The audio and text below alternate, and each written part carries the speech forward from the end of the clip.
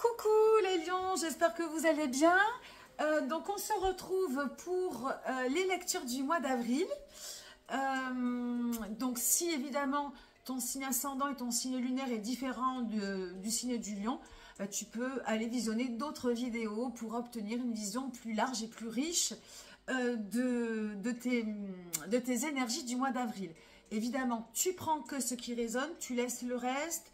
Il n'y a pas de prédiction, pas d'injonction, pas de vérité, pas de choses au carré. J'utilise le tarot comme outil de connexion à soi. C'est pour prendre un moment pour soi, pour apprendre à vivre en conscience, à vivre dans l'ici et maintenant. On est souvent trop pressé de vivre l'avenir, trop porté sur l'avenir, trop voilà, à vouloir trop organiser l'avenir, ou au contraire, on peut être kéblo, bloqué sur le passé, nostalgique, bloqué sur une histoire, on n'arrive pas à avancer. On est évidemment bouffé par nos réseaux sociaux et nos informations de plus en plus énergivores et toxiques. Et dans l'ici et maintenant, on n'y est quasiment jamais. Donc pour moi, le tarot, l'astrologie, même un bon massage, c'est vraiment des moments pour toi, pour te connecter à toi, pour donner du sens à ta vie, pour mieux te comprendre, comprendre l'autre, éviter peut-être de tomber dans certains pièges, de ne pas surréagir, donner du sens et de l'intensité. Déjà, je trouve ça pas mal. Et au moins se poser dans l'ici et maintenant.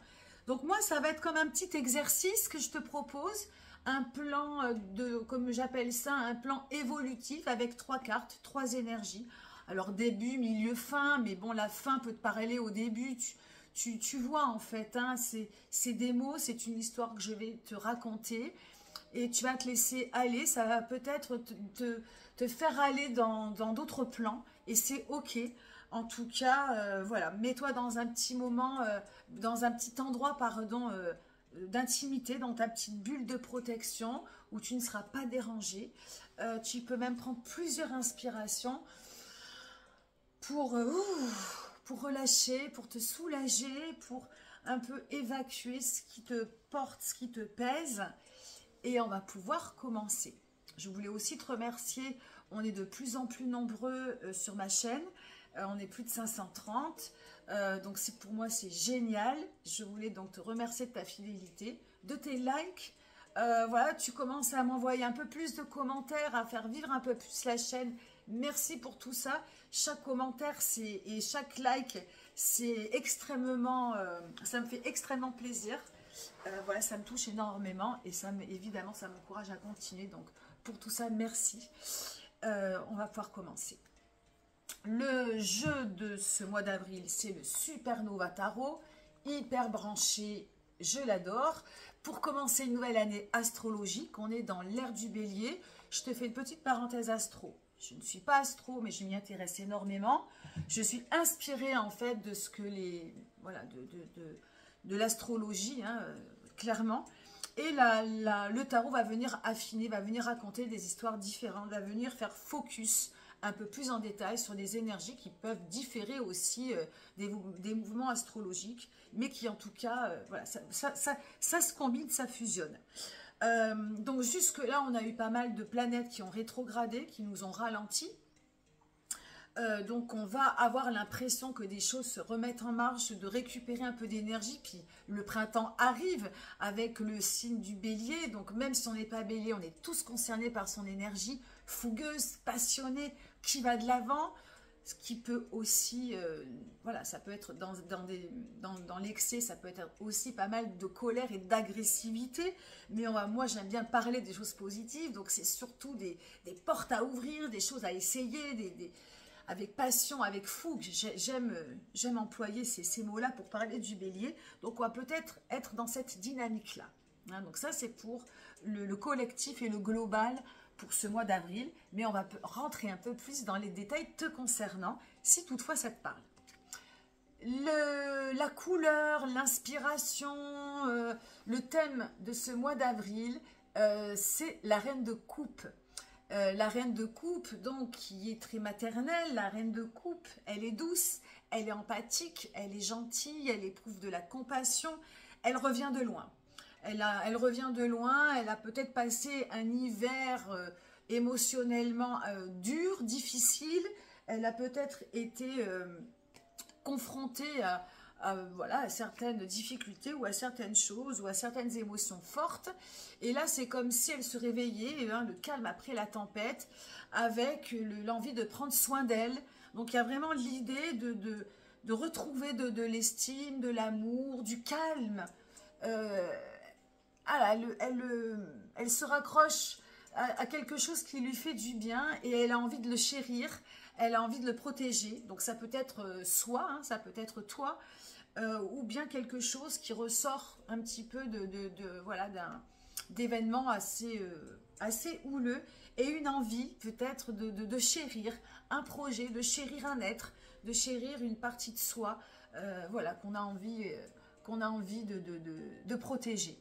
Donc c'est un petit peu le thème, c'est la douceur, l'empathie, la gentillesse pour toi, pour quelqu'un, cette envie, de coucouner, d'être un petit peu, de rester un peu dans un cocon qui sera un petit peu voilà, au goût du jour dans ce printemps dynamique.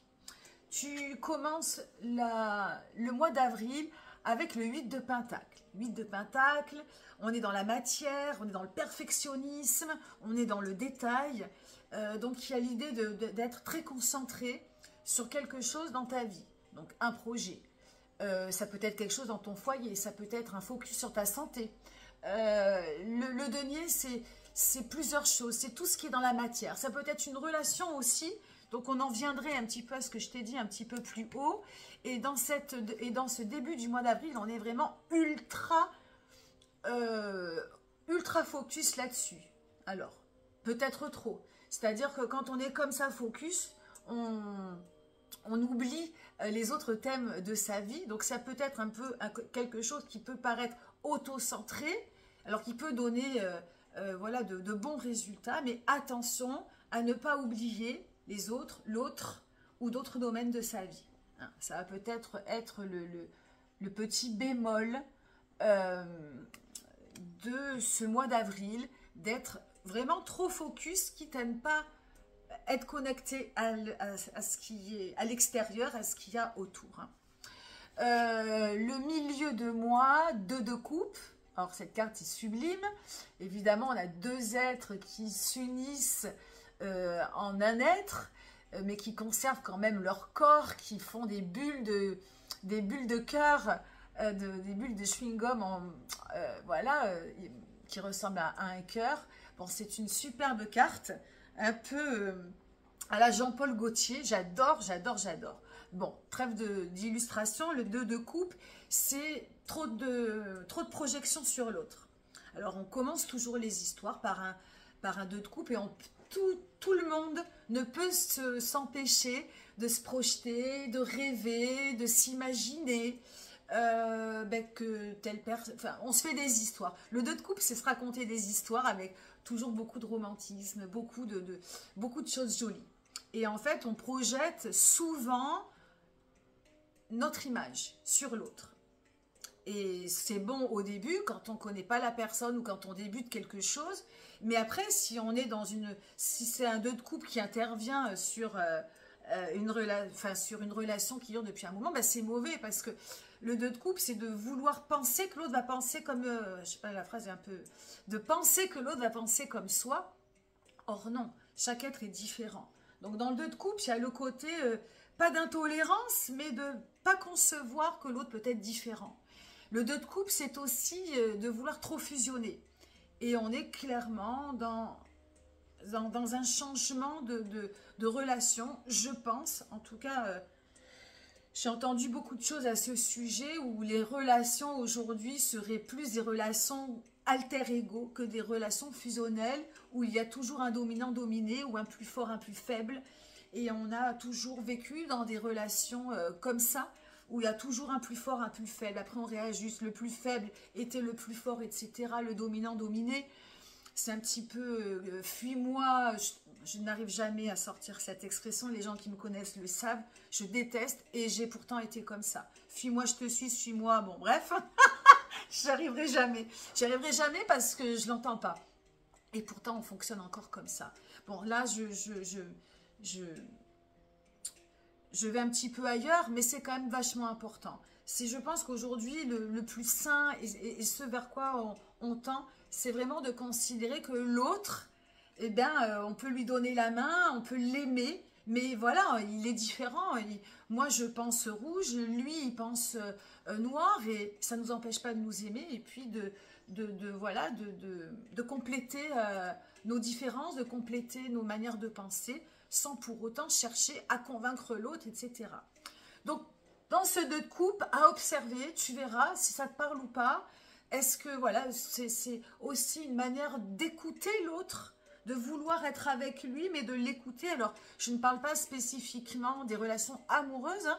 C'est l'émotion que l'on va ressentir, la projection que l'on va ressentir sur l'autre en règle générale, donc sur sa famille, sur ses enfants, sur ses amis, sur ce qu'on peut même écouter à la télé. C'est la manière dont on va projeter. Je pense qu'il y a besoin d'entendre ce que l'autre a à dire, ce que l'autre ressent. On est plutôt dans le ressenti, dans l'émotion, et de ne pas projeter systématiquement ce que l'on pense soi, ce que l'on pense, comment on aime, parce qu'on est vraiment là dans le sentiment, dans l'émotion, dans l'amour. Donc voilà, je pense que... Et cette carte illustre très bien alors là, on peut y voir la fusion, on peut y voir aussi, voilà, deux êtres différents qui s'assemblent, sans pour autant que ça empiète sur l'autre. Je regarde un petit peu mes notes pour ne pas oublier des choses. Ah non, c'est bon, j'ai tout dit. La fin de ce mois d'avril, c'est le cavalier d'épée. Le cavalier d'épée, donc dans ces cartes, le cavalier, il a un problème de rythme. Alors, l'épée, je te le rappelle, c'est le mental, la communication, les pensées. Il y a l'idée peut-être d'un retour au passé, d'un retour en arrière, ou que tu as envie d'aller vite, vite, vite, vite, vite. Ça va vite dans ta tête, et c'est peut-être pas le bon rythme par rapport aux autres. Donc toujours pareil, tu vois, ça vient aussi un petit peu, ça vient peut-être c'est peut-être une conséquence de cette projection sur l'autre, de vouloir peut-être que l'autre pense comme toi. Hein, et il y a peut-être une rapidité pour toi dans ta tête qui n'est peut-être pas la même chez les autres. Donc attention à observer peut-être cette dynamique qui va peut-être te faire un petit peu reculer. Voilà, donc je pense qu'il faut juste peut-être apprendre à écouter l'autre, à prendre du temps, à se mettre sur le bon rythme, plutôt que de vouloir absolument ou persuader l'autre, ou voilà, parce que d'un seul coup, bien, ça brouille le sens de la marche, et je pense que la meilleure chose à faire, c'est d'être ensemble, de regarder ensemble et d'avancer ensemble, en tout cas dans la même direction. En tout cas, ça peut être aussi tout simplement une vivacité d'esprit, une envie voilà, une envie d'aller vite, une envie d'ouvrir des portes, une envie de communiquer, une envie de faire des choses, d'ouvrir des projets. Mais je pense qu'il faut faire juste attention au timing et au rythme, hein, tout simplement. Voilà les lions, ce que je peux te dire pour tes énergies du mois d'avril. Tu prends que ce qui résonne en toi, tu laisses le reste. Moi, je te souhaite un joli mois et je te dis à bientôt. Bye bye.